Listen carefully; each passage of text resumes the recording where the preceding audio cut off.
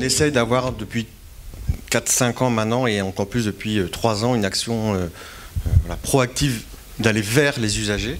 C'est ce que je vais vous présenter, mais voilà, pour ceux qui connaissent un peu moins le golfe du Morbihan, juste un petit contexte, c'est beaucoup d'activités liées à la mer, aussi bien professionnelles.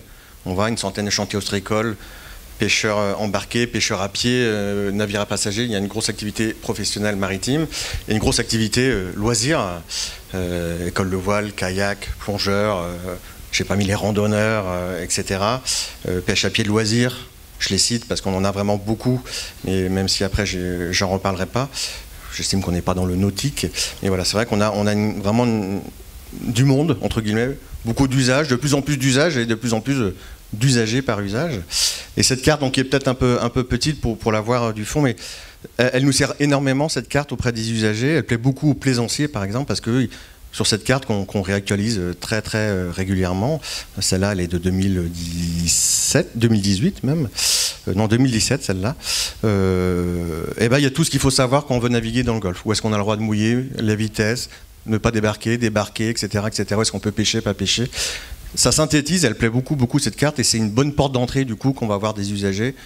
On leur donne, je vais en parler après, cette carte, et c'est une bonne porte d'entrée pour entamer la discussion.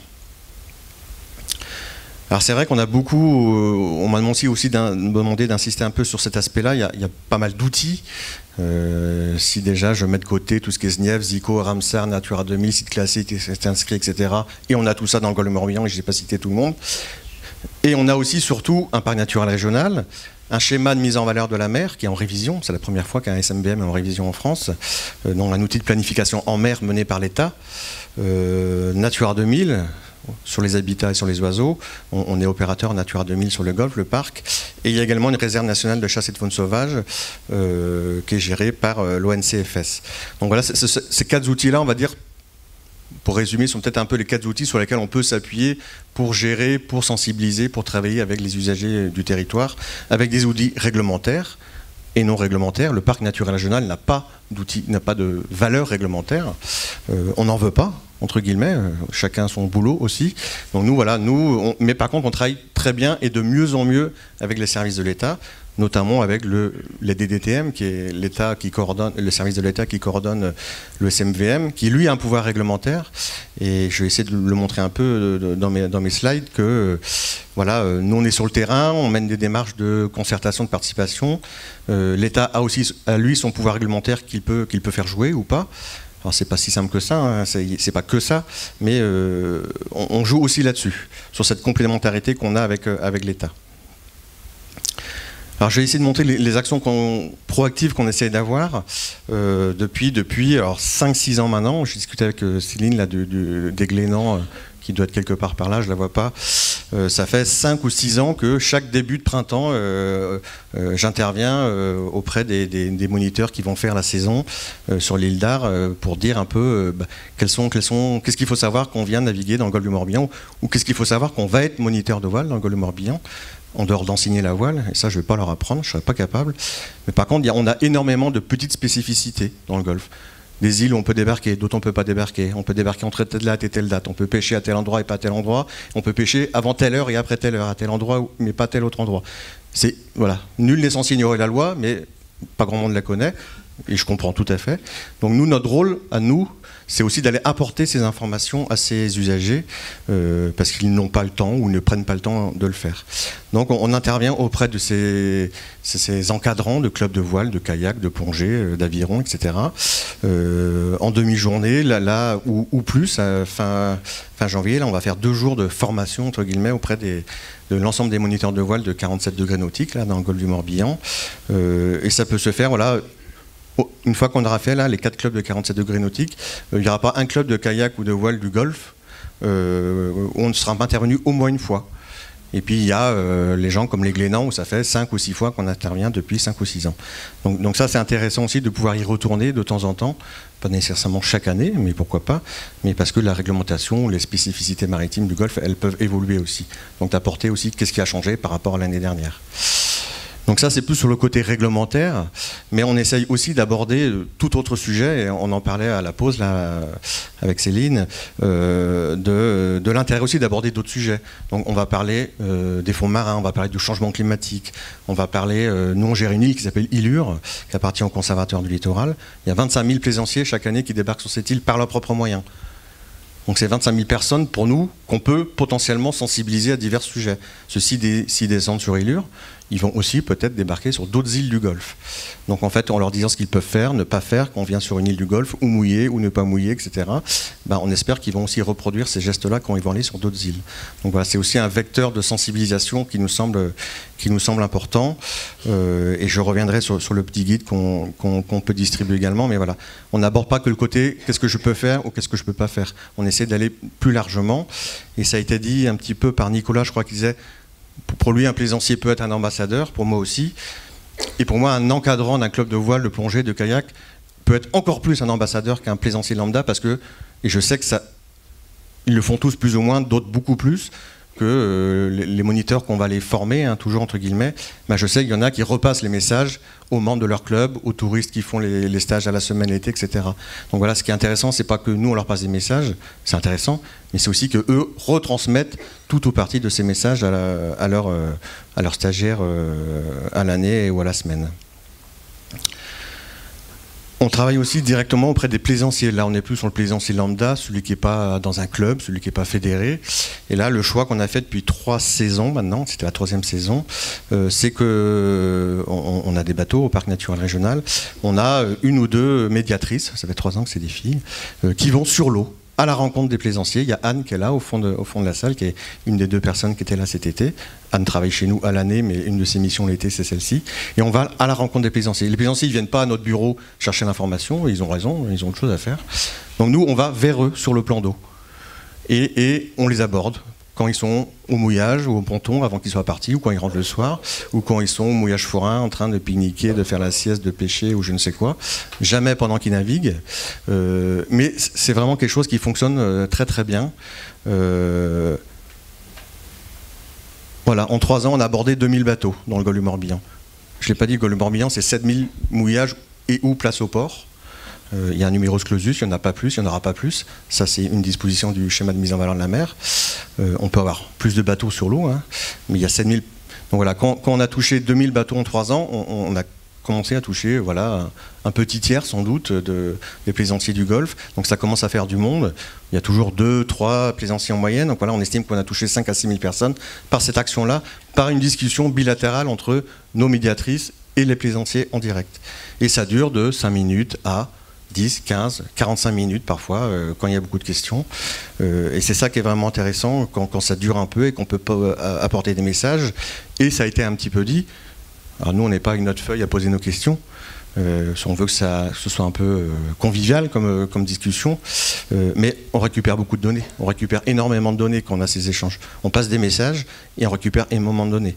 On avait 0 données, par exemple, sur la pêche embarquée de loisirs dans le Golfe du Morbihan. On ne sait pas qui pêche, combien, quoi, comment. Mais à part ces discussions, là, cet été, les 650 plaisanciers qui ont été abordés, dans la discussion, à un moment donné, on a pu savoir s'ils pêchent, oui ou non, si oui, combien de fois par an, où à peu près, et qu'est-ce qu'ils pêchent. Donc voilà, on remplit aussi des bases de données par ces échanges.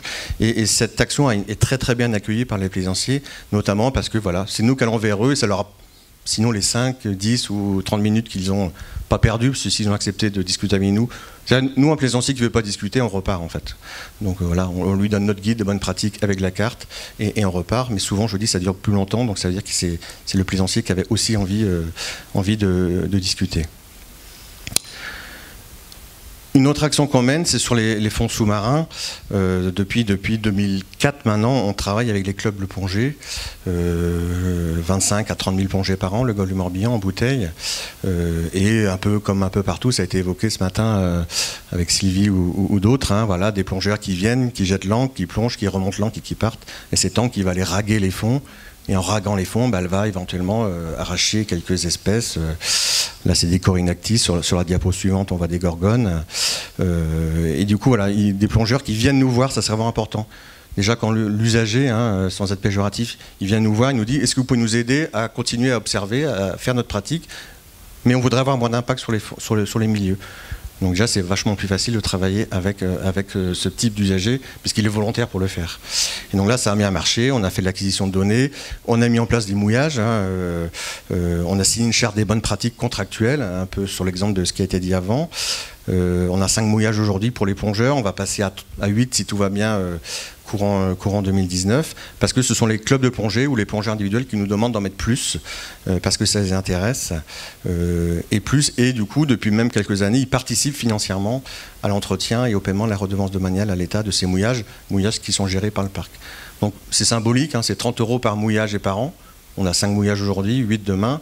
C'est pas une énorme somme, mais je trouve que symboliquement que les clubs nous disent nous aussi on peut participer à ces mouillages, ça montre, c'est un acte d'engagement de leur part, je trouve. Et pour aller sur le côté plus réglementaire, quand nous on a mis en place ces mouillages, donc c'est sur le sud de l'île Longue, pour ceux qui connaissent un peu le golfe, sur le site qu'on appelle les Gorets, nous quand on a mis nos mouillages en 2005, les mouillages. Le lendemain du jour on a mis les mouillages, c'est un club de plongée, un plaisancier, un pêcheur venait à 1 mètre de notre mouillage jeter son ancre ou autre, on n'avait rien à lui dire, nous je vous dis, on n'a pas de valeur, on n'a pas de pouvoir réglementaire.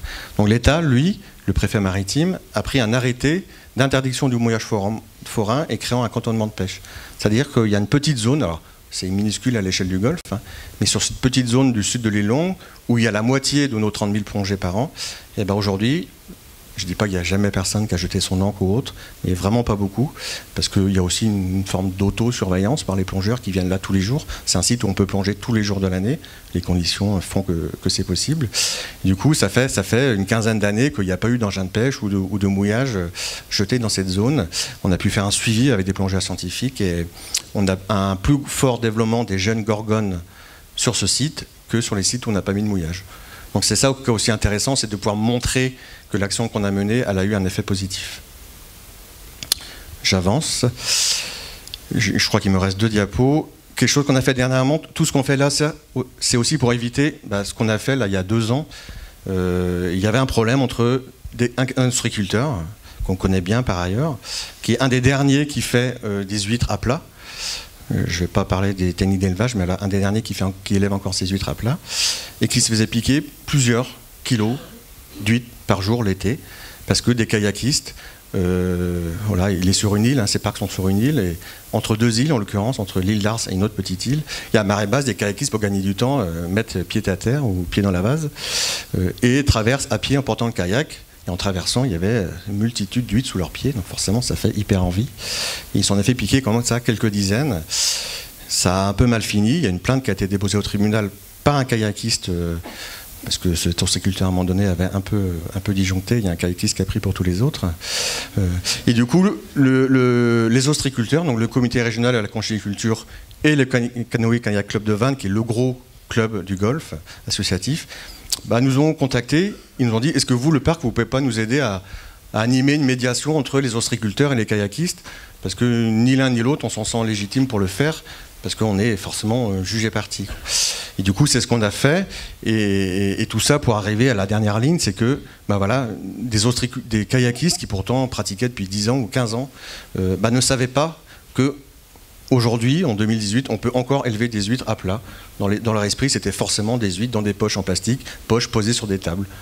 Or, aujourd'hui, il y a encore des ostréiculteurs qui essayent de faire des huîtres à plat, parce que l'huître serait de meilleure qualité, etc. etc. Je ne vais pas rentrer dans le détail, mais donc, tout ça partait d'une méconnaissance en fait, des kayakistes. Je ne dis pas qu'il n'y avait pas 1 ou 2 kayakistes qui ont ramassé ces huîtres en toute connaissance de cause, mais beaucoup, c'était par méconnaissance, ils ne savaient pas. Donc, on a fait cette médiation, on a même été sur le terrain, c'est-à-dire qu'on a mis... il y en avait une quinzaine de représentants des clubs de kayak qui étaient là. On a mis tout le monde sur le chaland d'un ostréiculteur et on a été sur site voir c'est quoi le balisage d'un parc ostréicole dans le golfe du Morbihan. Notamment, c'est quoi le balisage du parc qui posait problème. Et c'est vrai qu'on peut régler aussi des conflits, entre guillemets, de manière assez simple en faisant se rencontrer les gens et en allant sur le terrain. Il me reste une dernière diapo qui est sur l'importance. Alors le but, c'est pas de donner du papier pour donner du papier, mais comme je l'ai dit au tout début, on a différents documents qu'on peut distribuer quand on va sur l'eau, notamment à la rencontre des plaisanciers, notamment ce petit guide des bonnes pratiques avec la carte à la fin que j'ai montré, où dedans il y a activité par activité, c'est des doubles pages. Si on est kayakiste, plongeur, voileux, plaisancier à moteur, kitesurfer, etc., etc., il y a une double page et à chaque fois il y a selon l'activité, les 3-4 bonnes pratiques, les 3-4 consignes de sécurité et les 3-4 réglementations qui nous concernent. Donc c'est assez simple. Si on lit tout ce qu'il y a dedans, on sait à peu près 95% de ce qu'il y a à savoir sur le golf. L'année dernière, si je ne dis pas de bêtises, ce petit guide a été dupliqué pour la baie de Vilaine, Belle-Île et la Ria d'Etel. Et aujourd'hui, un plaisancier qui passe par un ou plusieurs de ces 4 sites morbihanais va pouvoir se voir distribuer ce même guide. Donc il y a la même charte graphique, les mêmes contenus sur la forme, mais pas sur le fond. Sur le fond, évidemment, chacun a ses spécificités. Et voilà, on estime que c'est aussi comme ça qu'on peut communiquer en ayant des communications, des documents qui... Le plaisancier, voilà, s'il a eu le guide dans le golfe du Morbihan, quand il va arriver chez Céline à Belle-Île, il va avoir le même, il va se dire tiens mais c'est la même chose, il y a des liens, etc. Et voilà, le plaisancier du golfe, il est aussi plaisancier à Belle-Île, à Etel, etc. Et on essaye de faire des liens entre nous. On a créé ce petit réseau Éco-Naviguer Morbihan, et on essaye d'avancer aussi ensemble et pas tout seul dans notre coin. Voilà. Merci Ronan.